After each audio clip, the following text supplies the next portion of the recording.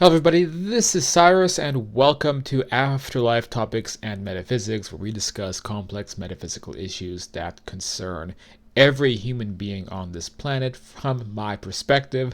I've written books like Understanding Life After Death, The Afterlife and Beyond, and I run this little channel here to address important points as they come up in the studies of life after death, spiritual subjects, immortality, and all of these concepts. And today's video, I'm looking at a meme that was posted on the Afterlife Topics group by one Edipon Neko, famous for his memes. And it highlights, addresses some of the common issues in this area, namely a division or intolerance between certain types of ideas, which is something that I've seen in these studies for a long time. I think it probably dates back many hundreds of years, origins too complicated for me to fully understand, but it is something to talk about. I don't know of anyone else, any YouTube channel or any author, anyone else who puts these issues to the test or addresses them, so that's one of the reasons I do it on this channel. So that said, if you like these types of ideas and topics, please go down and hit that subscribe button, like the video, share the video, or get involved as a patron at patreon.com/afterlife topics. You can join up their classes, one-on-one astral projection coaching with me, that kind of good stuff. So yeah, hope to hear from you soon. That said, let's go ahead and move into the memes. So for those of you who are not familiar with memeology on the internet, there is a meme called the clown progression meme. And what this is that you begin with an idea that a certain group of people have, and then as that idea evolves, they become more and more of a clown. So their idea is completely silly, absurd, ridiculous. And so this is used for a variety of purposes, but in reference to the afterlife groups, the spiritual groups on Facebook, different YouTube channels, New Age authors, you get the picture. This is a interpretation of, well, the way that some of these ideas and arguments begin to go into the absurdities. So it starts with the afterlife is a wonderful place, and so you'll hear this from different experts in this field, authors, mediums, and things like this. Okay, so they'll say the afterlife is such a wonderful place, you know, dying, going to heaven, this is what it's really like. But as you can see in the next image, the speaker begins turning into a clown. Just, you know, there's some differences to this world. You can't eat or drink or do physical things there, which again, certain public figures have made claims like this. I have spent years now in my books or on this channel refuting those ideas. But typically people who are just trying to become experts in this area, they want to make a buck, and they want to be seen as an expert in something that's difficult to refute, as, you know, whether you're an expert or not, because there's no scientific establishment to determine if someone is an expert on the afterlife. So it's really easy to, you know, squeeze into this niche. And so somebody will come up with a claim like this that, you know, you can't actually do physical things. You can't eat, drink, touch things, feel sensation. One person in particular who made that claim was Abraham Hicks, very, very popular New Age channeler. Okay, so the progression continues. You cannot have sex or form romantic relationships either. So now it's like, okay, we're going into the kind of puritanical area again. Some popular influencers, people in this area, have made claims like this, heavily disputed, heavily refuted by people who have carried on romantic relationships from this side, people who have lost a spouse, lost a husband, lost a wife, and through astral projection experiences, through various methods, have even continued their romantic relationships in this life. I think it's a wonderful thing.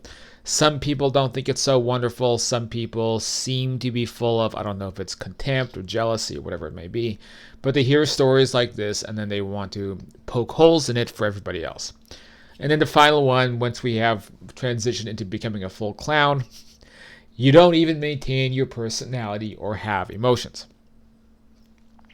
So again, this is refuted even by people who have near-death experiences, We had NDE experiencer on here a few weeks ago, John Davis. You can go back and watch that interview. Many other NDEs, many people who have out-of-body experiences, they report all of these concepts, as well as the last one, that they were still themselves, they still had personality, and they definitely still had emotions. In fact, it would seem emotions are one of the primary principles of existence beyond this physical plane, that emotions are even a method of communication. Everything is kind of emotional. Emotions are energy, and emotions are everywhere. And yet there's some people, not as many people as the ones who say the above points, but there's a few people tossed in, a few alleged gurus who make the claim that even our emotions disappear at death. Okay, so this was posted on the main Afterlife Topics group. So it's a big group, almost 14,000 members. Probably a high percentage of those people active, actually posting or reading posts. So it's a very big group, very diverse range of opinions. But there's been some responses to this meme that stand out. First of all, a lot of people responded to this meme thinking that this was the position of Oedipon. They didn't understand how memes work. They didn't understand that it's a satire. They didn't understand why there was a clown. And I don't want to disparage people based upon age, but I will say that a lot of boomers, people in the 70 plus category, were confused by this, and they didn't understand what Oedipon's point was.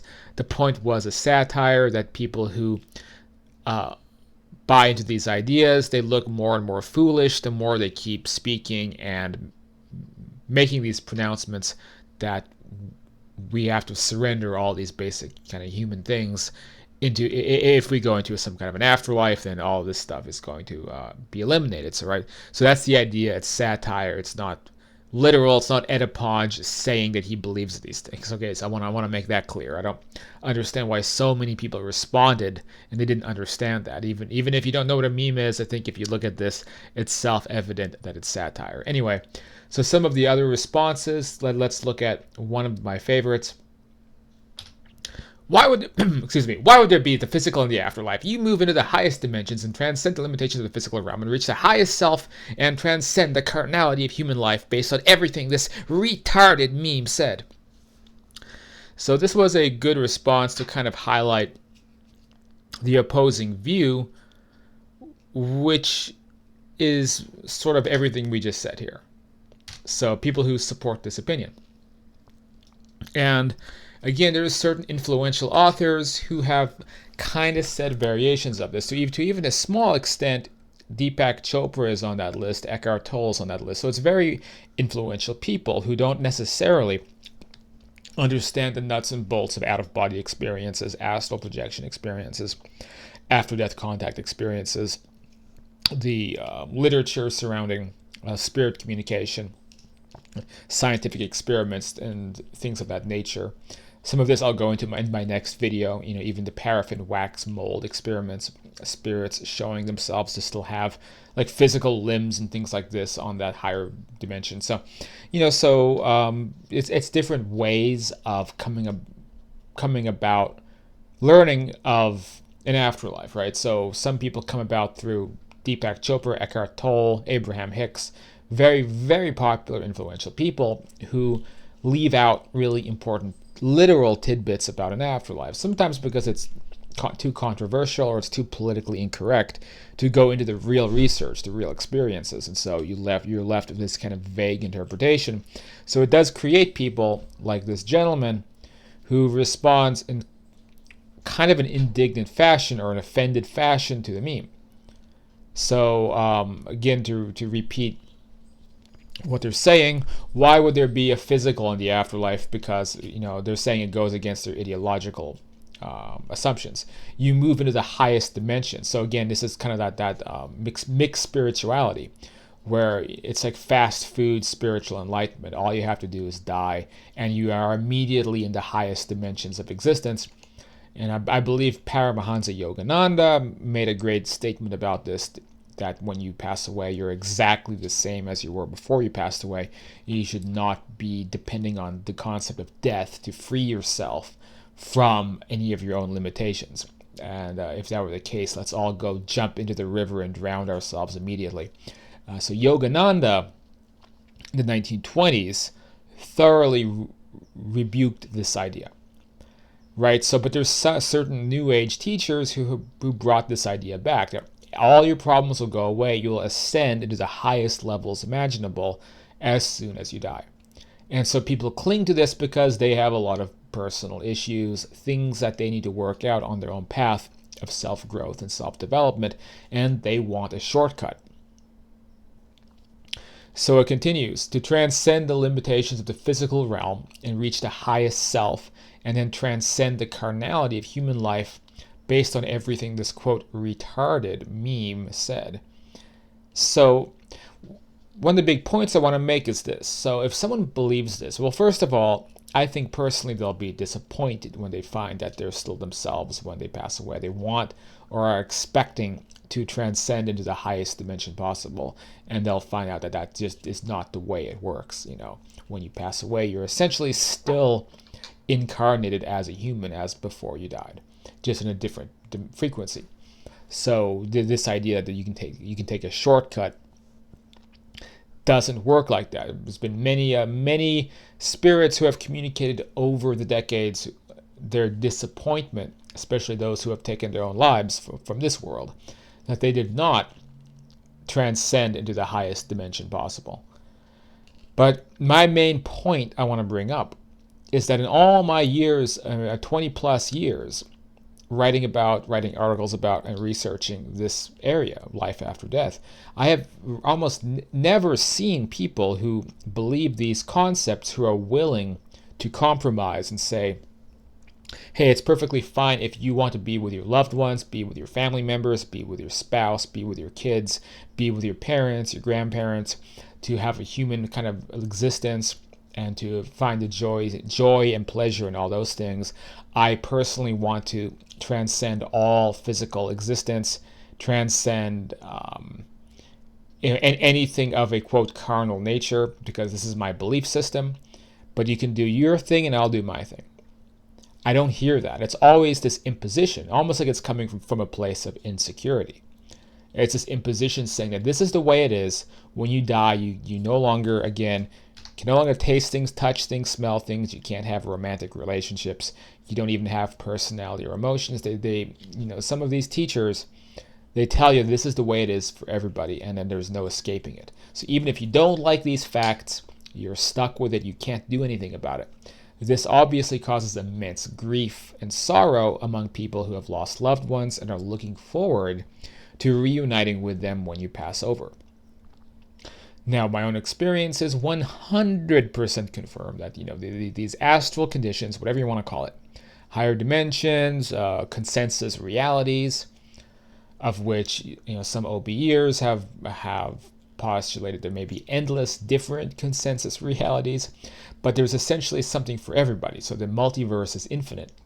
So instead of subscribing to the idea that the multiverse is infinite and then there's therefore something for every unique individual, the people who subscribe to these ideas basically attack people who choose a different path than them. And this is what I've seen on groups, in communities, here on YouTube for many years. Someone says, I can't wait to be with my loved one again. I can't wait to see my child who passed away.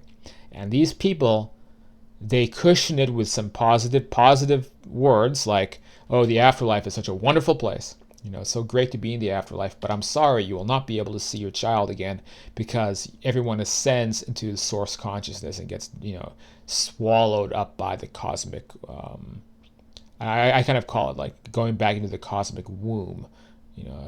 God birthed you out, turned you into this beautiful creation, into an incarnated soul, and then we crawl back into the womb again. So that's sort of my analogy. But people tell people this like it's a fact, like there isn't mountains of data, mountains of experiences to say otherwise.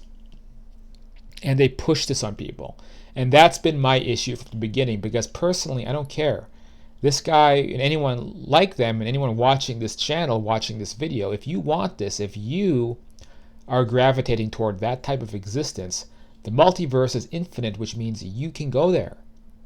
There's nothing stopping you from going to those places or becoming a non-physical, like fractal geometric shape or something, whatever your conceptualization of the world beyond might be. You have the ability to do it. So do it. But don't tell other people that they have to do the same thing that you have to do. That's been the issue this whole time. And this is an intolerance in the spiritual communities. This kind of intolerance, it manifests as soon as someone says, this is the only path. And that's always been the problem with religion going back thousands of years. As soon as we make the leap from, this is what I think will happen to me when I die, to this is the way it must be for everybody, and then the eventual way that progresses is, this is the way it must be for everybody and no one had better disagree. So that's my response to that. So it's a good representation of this. So let's look at some of the next responses. So this is an excellent example of how many of these misconceptions arise. So a woman responded, I've spoken with the dead and they don't talk in words, they talk in feelings and don't seem to maintain much of an identity beyond their energy, or the way that their energy feels like their energy, not a good sign.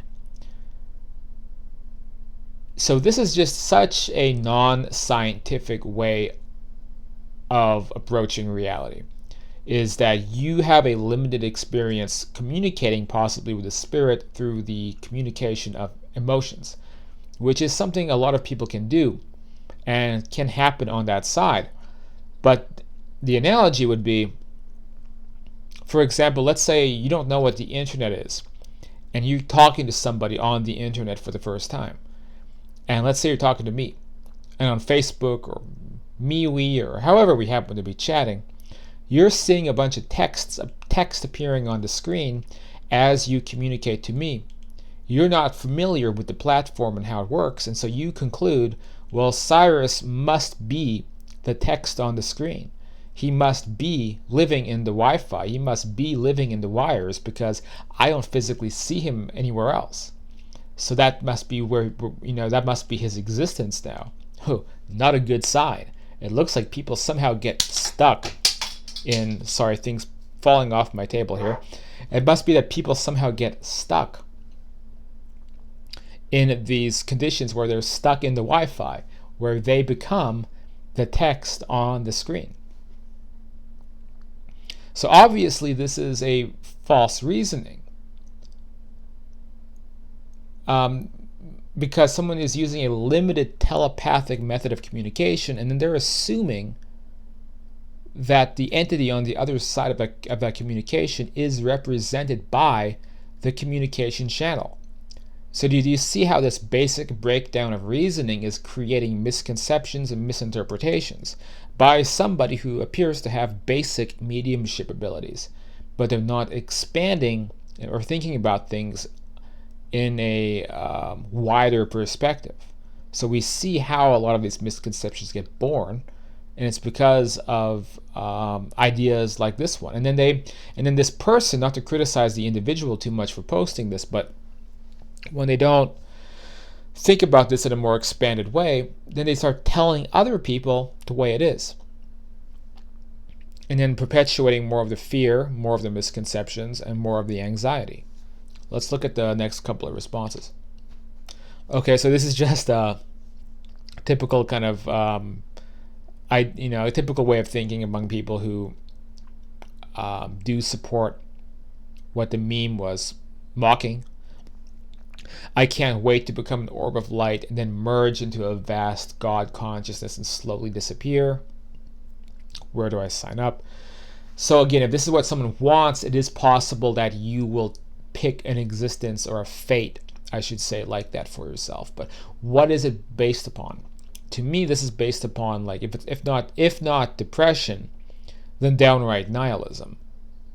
It is a desire to disappear, to hide from oneself, which is kind of similar to ascending to the highest vista possible. I think both of these are routed in looking for shortcuts, and in this case, almost looking for a finality or death. And I think that the only reason that people would be desiring true death is because they want themselves to disappear. They don't want to keep existing. And unfortunately, this is a common idea by people who are depressed. So I really feel for whoever posted this if they're suffering from depression like this, and it leads them to a community like this one, but they interpret it, or they begin latching onto the ideas that, well, maybe this afterlife stuff is not real. Maybe it's an illusion, because they are holding on to the idea of actual death. Like, they want to disappear.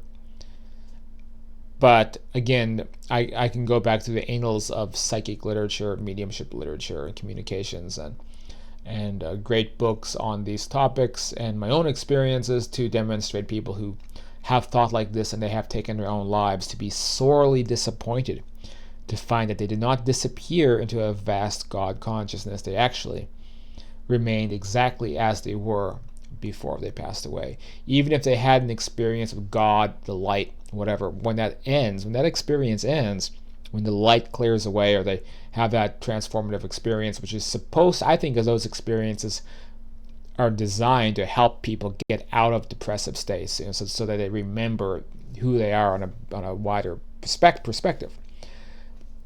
But when that experience fades, they find that they're on the other side and they're still themselves. And I think it's important to begin accepting that that's what's going to happen. And, is it possible to go into your own consensus reality where you become swallowed up and disappear? Maybe. But I'm not so sure that's going to be a permanent state either. It's almost like you're choosing to go into a consensus kind of hollow heaven, as they say, a world that was made by other people desiring the same thing. If a lot of people desire merging into a vast God consciousness and disappearing, they may create something like that. But how, quote, real is it? Is it not just a manifestation of people's desire that is no more illusionary than people who manifest wanting to become supermodels and to have fast cars, or whatever else it might be that people do on the astral side to fulfill their kind of unexpressed desires? But it's still going to be something created to fulfill an expectation. How long will this person be asleep in a vast God consciousness until they wake back up again?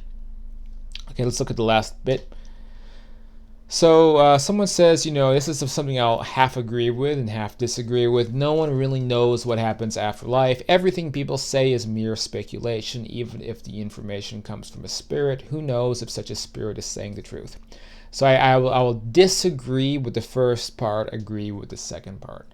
So the first part is inaccurate because we do have a large body of knowledge concerning the afterlife at this point, and we can draw upon corroborated experiences in out-of-body states, and we can draw upon a vast amount of literature surrounding many types of after-death experiences, after-death contacts. But so it's kind of coming from a place of ignorance to say that no one knows. It's a common trope on the group. I don't know why people join the group. Sometimes to lecture people and say, no one knows what happens after death. Why are you guys talking about this stuff? The analogy I made is it's like going onto a group about fishing and then telling people in the group, in the modern world, we can buy environmentally friendly farm-raised fish at the supermarket, so we don't have to fish anymore. Why do you guys go on about fishing? Right? So it's very annoying when people go on the main group or wherever, and I see them saying variations of, no one really knows what happens in the afterlife. This is all just speculation. Well, I think you're a little bit late to the party. The second part I do agree with. Even if the information comes from a spirit, who knows if such a spirit is saying the truth? And there you go. So one part of information we hear about can be people's kind of spitballing their interpretations of an afterlife, and then another part can be actual mediums receiving information, but we don't know the quality of that information. And there can be people with their own hang-ups on that side trying to dictate the way that they want reality to be for everybody else. The same way that this guy is doing it. The same way that people do it in this world, trying to dictate other people's realities.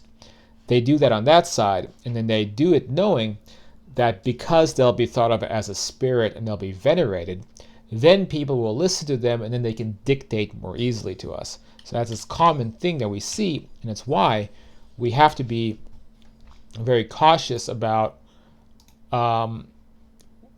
what information that we consume in this area, because we don't know the quality of that information. So hopefully we learned a few things from this video, and we learned about why this is such an issue still in all of these communities. And in my opinion, the onus falls upon the people trying to tell everybody else that the multiverse is not infinite, that there's not something for anyone's personal wishes, that we're all on a linear path and we have to follow what they say. That the people who want to live earthly existences, or they want to, explore the astral worlds, or they want to be with their loved ones or family members, or they want to still be themselves, they don't have a hang-up or a deep-rooted self-esteem issue like some of these people might have. We want to keep existing, and we want to go about the journey of life our own way. To people who deny that and say, no, it has to be this way, we're all going to assimilate into God consciousness, and you can't do anything to stop it. This is a kind of like, spiritual New Age woke bullying. So these people, they bully people, and I've seen it happen even among grieving people. People looking for evidence or signs of a loved one, and then you see these posts like, honey, you have to move on because your loved one has merged with God consciousness. They're no longer your loved one. You will do the same at death as well. Namaste, blessings. Again, it's a theology. Whether these roots come from misinterpretations of Eastern religious principles or straight up New Age authors with their own sometimes selfish agendas, I don't know. But if you really want to merge with God or disappear, follow that path, see where it leads you. It may lead you to exactly that existence, or it may lead you to something close to that. And that's fine. But don't tell people who are not on that path that they have to go on that path too, because it makes you seem like someone who just wants to force everyone to assimilate or to die and to follow you off the cliff and to join you in this what it is it's like an extrapolated version of non-existence, right? So it's not necessarily to merge with God consciousness and get swallowed up is not necessarily an afterlife, is it? That's like an interpretation of death. So it's not what we actually study, it's not what we talk about. So if you wish to follow a path of death like that, then follow that path. But don't tell other people that they have to die as well. That's it for this video. Thank you for watching. You can join some of these communities to debate these issues yourself at Afterlife Topics and Metaphysics on Facebook. On MeWe, it's Life After Death Discussions. And of course, on the main website, we have the Reddit group, also Afterlife Topics and Metaphysics. And I guess that's it for today's video. Leave a comment down below what you thought. What do you think of these issues? And how you've dealt with this debate as well. I'll see you all on the next video.